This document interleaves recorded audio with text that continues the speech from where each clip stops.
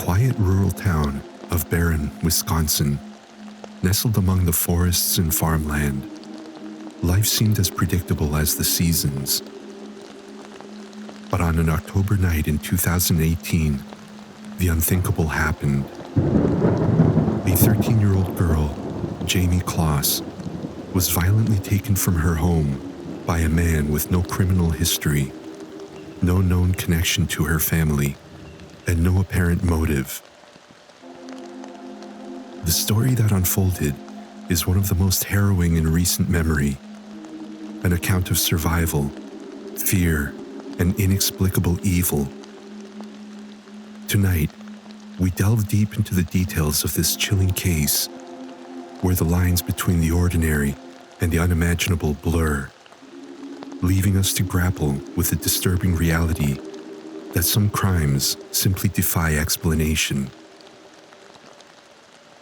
On the morning of October 15th, 2018, 21-year-old Jake Thomas Patterson was driving to work at the Jenny O turkey store in Barron, Wisconsin, a job he had only recently started. Patterson had been leading a quiet, unremarkable life. He had no prior criminal record, had never been involved in any violent incidents, and lived in relative obscurity in the small town of Gordon, about 70 miles north of Barron. But that morning, everything changed. As Patterson drove his Ford Taurus along Highway 8, he found himself stopped behind a school bus. The bus was picking up children for the morning route, and as Patterson waited, he noticed a young girl with blonde hair and bright green eyes boarding the bus. This girl was young Jayme Closs, a name he didn't know then, but one that would soon become central to his dark obsession. According to his later confession, Patterson claimed that in that brief moment, he made a decision that would alter the course of many lives. He decided that Jayme would be the girl he would take. This decision was made with chilling certainty, despite the fact that he had no prior history of criminal behavior or any known mental illness that could explain his sudden compulsion. What followed was a meticulously planned and executed abduction that would shock the nation. Patterson began planning Jayme's abduction with a level of detail and precision that is both unsettling and incomprehensible. He selected his father's 12-gauge Mossberg shotgun as his weapon of choice, believing that its widespread availability would make it difficult to trace. He took extreme measures to avoid leaving any forensic evidence behind. Patterson shaved his head and beard to prevent any hair from being left at the crime scene, a step that shows his deep premeditation. He purchased a balaclava, a mask that would conceal his identity, from a Walmart. He also bought gloves and wiped them clean of any fingerprints. His car became a tool for the crime. He disabled the dome light inside his Ford Taurus to avoid detection when he exited the vehicle at night. He even cut the trunk release cable inside the car, ensuring that Jayme would have no chance of escaping from within. Patterson's preparation wasn't just about avoiding capture. It was about controlling every aspect of the crime. He purchased steel-toed boots and dark clothing to blend into the night, fully aware that he would need to move silently and unseen. This level of planning suggests that Patterson had been fantasizing about the crime for some time, even if the target was chosen impulsively.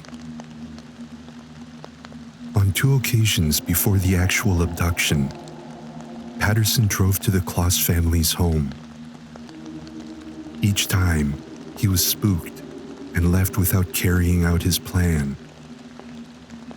The first time, he saw cars in the driveway and decided against approaching the house. The second time, he was about to drive up the driveway when lights inside the house came on, prompting him to flee once again. But on the night of October 15th, 2018, everything aligned for Patterson, and his grim plan came to fruition. It was a little after midnight when Jake Patterson drove up to the Closs family's modest home. He turned off his headlights as he approached the driveway, trying to cloak himself in darkness. Inside, the Closs family was asleep, unaware of the horror about to descend upon them. Jayme was in her bedroom, her dog Molly by her side, while her parents, James and Denise, were asleep in their own room. Molly, sensing the approaching danger, began barking, waking Jayme from her sleep. Startled, Jayme looked out of her window and saw an unfamiliar car in the driveway. Fear gripped her as she ran to her parents' room, urging them to wake up. Her father, James, quickly got out of bed and grabbed a flashlight, heading towards the front door to see who was outside. Denise and Jayme retreated to the bathroom, locking themselves inside. A dresser pushed against the door as a makeshift barricade. As James Closs reached the front door, he could see a shadowy figure approaching the house. The figure was Jake Patterson, who calmly walked up the steps to the front door. James, thinking it might be the police or someone in need, shined his flashlight through the small window on the door and asked Patterson to show his badge. But instead of a badge, Patterson raised his shotgun and fired through the glass. The blast was deafening in the quiet night. James Closs was hit in the head and died instantly. The sound of the gunshot echoed through the house, reaching the bathroom where Denise and Jayme were hiding. Jayme later recounted that when she heard that first shot, she knew her father was dead. In the bathroom, Denise Closs grabbed her phone and dialed 911.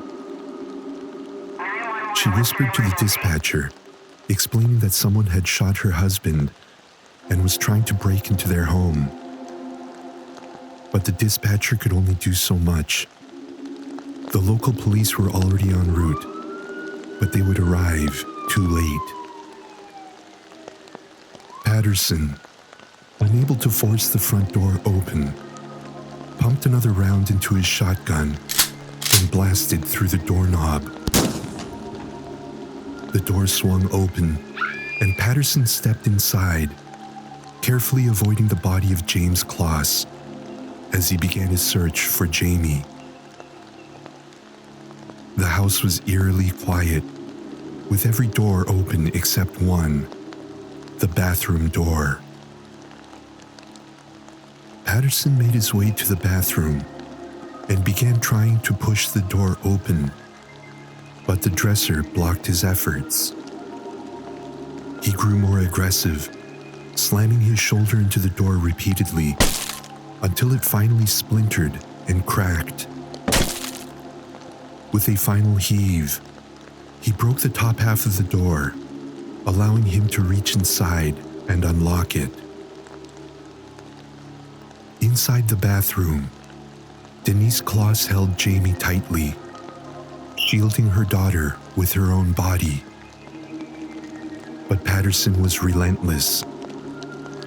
He ripped down the shower curtain, exposing the terrified mother and daughter. Without hesitation, he handed Denise a roll of duct tape and ordered her to bind her daughter's hands and mouth, Denise refusing to cooperate with the man who had just killed her husband. But Patterson was undeterred. He set his shotgun down, forcefully pushed Denise aside, and did it himself.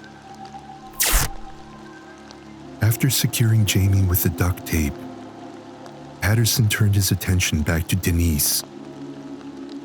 He picked up his shotgun, turned his head away, and pulled the trigger. Jayme Closs died instantly, her final act being one of protection for her daughter.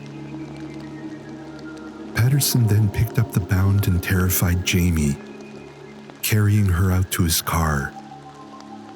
He placed her in the trunk of his Taurus, slammed it shut, and drove away from the house. Inside the trunk, Jayme could hear the faint sounds of police sirens approaching, but they grew quieter as Patterson sped away into the night. The entire attack had lasted less than 4 minutes. As Jake Patterson drove the 70 miles back to his home in Gordon, Wisconsin, Jayme was left in the dark, cramped trunk of the car. She had no idea where she was being taken or what would happen to her next. All she knew was that her parents were gone, and she was alone with the man who had killed them. Patterson's home was a small, run-down house located deep in the woods, far from any neighbors or prying eyes. When he arrived, he carefully removed Jayme from the trunk and led her inside. The house was cluttered, dirty, and filled with old furniture and discarded items. It was a far cry from the home she had known, and it would become her prison. Patterson burned the clothes Jayme had been wearing during the abduction, along with the gloves and duct tape he had used. He gave her a pair of his sister's pajamas to wear, and then instructed her to crawl under a bed in one of the bedrooms. The bed was a simple wooden frame with a mattress on top, and Patterson had rigged it so that he could block it off with storage bins and weights, effectively trapping Jayme underneath.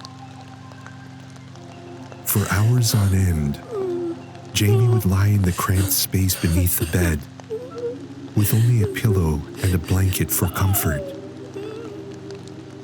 Patterson rarely interacted with her, leaving her alone for most of the day. When he did come into the room, it was usually to issue more threats. He warned her that if she tried to escape, he would hurt her. He made it clear that she was entirely at his mercy. Jayme, traumatized by the loss of her parents and the terror of her captivity, complied with Patterson's demands. She knew he was capable of violence. She had seen it firsthand. The fear of what might happen if she disobeyed kept her confined to that small space under the bed. During the first 2 weeks of Jayme's captivity, Patterson was hypervigilant. He kept a shotgun by the door and rarely left the house, fearing that the police might come looking for him. But as time passed and no one came, Patterson grew more confident. He began to believe that he had gotten away with his crime. This newfound confidence led him to relax some of his precautions. He started to leave the house more often, sometimes for hours at a time, while Jayme remained hidden under the bed. He even invited friends over on a few occasions, instructing Jayme to stay silent and hidden while they were there. These visits were brief, and his friends never suspected that a young girl was being held captive just a few feet away. For Jayme, the days blurred together. Her world had shrunk to the space beneath that bed, and the constant fear of Patterson's return kept her on edge. She had no way of knowing whether she would ever escape, or if she would spend the rest of her life as a prisoner in that dark, cluttered house. Despite the overwhelming fear and grief, Jayme never gave up hope. She knew that she had to survive, and she waited patiently for the right moment to escape. That moment came on January 10th, 2019, 88 days after her abduction. On that day, Patterson left the house early in the morning for a job interview. He had grown increasingly bold, even applying for a job at a nearby business. In a darkly ironic twist, he described himself on his job application as an honest, hard-working guy, and claimed that he was a quick learner. But as he left the house that morning, Jayme made a decision. She would no longer be his captive. As soon as Patterson was gone, Jayme pushed aside the barriers that had kept her under the bed.